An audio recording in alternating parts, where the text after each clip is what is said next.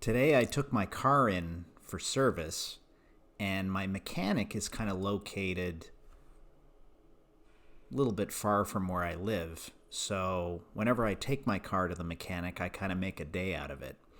So I took my car in, and then I went and had breakfast, and then I reached out to a friend of mine and said, "Hey, do you want to go on just kind of like a random outing?"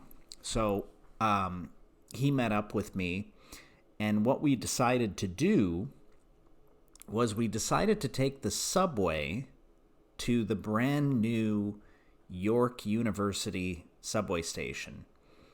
I think it's been open for about 7 or 8 years now. So when I say brand new, I guess I could say, well, the subway station has been there before, but it's new to me. I've never used it. And my curiosity was about how the subway station connects to the university campus. So I wanted to get off the subway at the York University subway station and just see where it was situated in relation to the campus. So we did that, and sure enough, the subway station exits right onto the campus. I thought you were going to have to walk through some thoroughfare or go across the street or something like that, but it's right on the campus.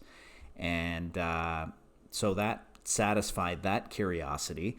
And then we went to the university food court and had a bite to eat there because they have a pretty extensive food court with a lot of, good restaurants.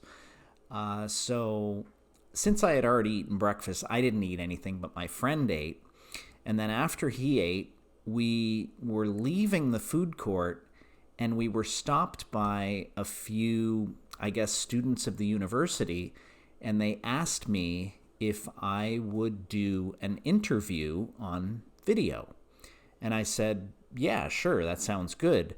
And they told me, these students told me that they were, well, only the one guy was talking, but he was flanked by maybe 4 or 5 other guys that I guess were helping him out.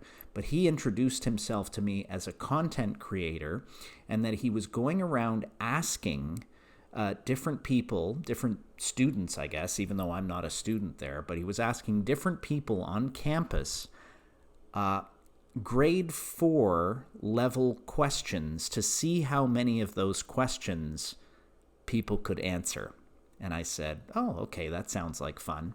And then I told him that I was a content creator too, and I gave him my Food Buffet Report YouTube channel. But he asked me the questions, and I got them all correct. And I was videoed for this. At this point, I'm not going to tell you, who it was. Maybe when the video goes up, I'll tell you where it is. But for now, I sort of have some thoughts about this because I've seen content creators like this on Instagram and on TikTok where they stop and they interview people, and then they do a montage of maybe like half a dozen different people's answers to these questions, right? But it was the first time that I had ever been asked in person to participate in something like this, and it was quite interesting. But what also sort of struck me was this guy, very conscientious and wanting to be a content creator. He's going through the motions and doing the work to make videos so that he can, rise in the ranks of the social media networks. But what kind of struck me is he was kind of doing the same thing that everybody else is doing.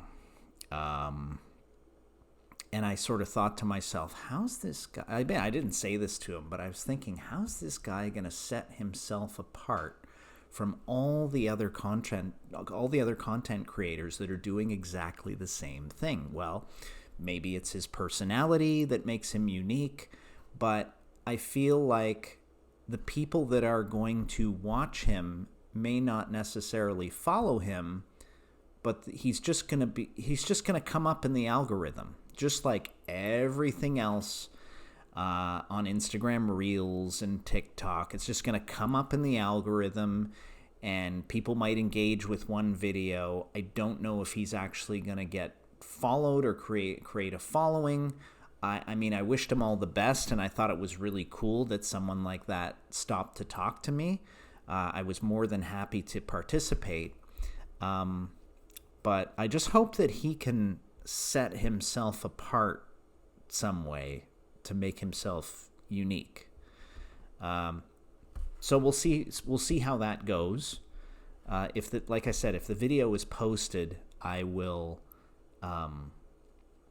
I'll share it, or I'll give a link in the coming days or whatever. I'll keep an eye on his account. He showed me his account, so I have it. So that was kind of an interesting bit of the adventure. And then I went back and picked up my car, and the mechanic said that the rust under the car is really bad. And I said, well, it's coming up soon where it's coming to the time where I'm going to have to change the timing belt, because I did it almost 100,000 kilometers ago. So it's coming up to that time. Should I invest in the timing belt? And he said, let's see when the time comes. Because he says there's a lot of rust underneath. You see, I drive a 28-year-old vehicle. The engine is in amazing condition. The transmission is in amazing condition. Even the exterior body is in really good condition. The problem is, if you look underneath the car, it is just riddled with rust and rot. And you can sort of start to see it coming through a little bit in some places on the paint and whatever. But overall, the exterior of the car looks amazing. The engine it feels like brand new for a car from 28 years ago. It feels very brand new. So, but the structure underneath of the car is in question.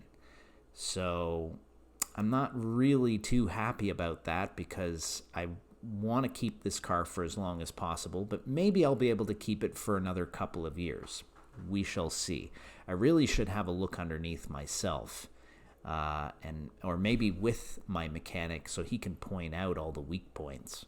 But it was just a sort of a something in passing that he said when I went to pick up my car. So we'll see how that goes. Wow, an 8-minute video.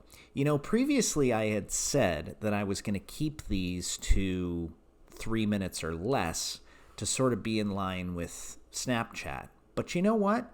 I think I'm going to throw that rule out, because we're on YouTube and we can make long videos on YouTube, and a story is a story.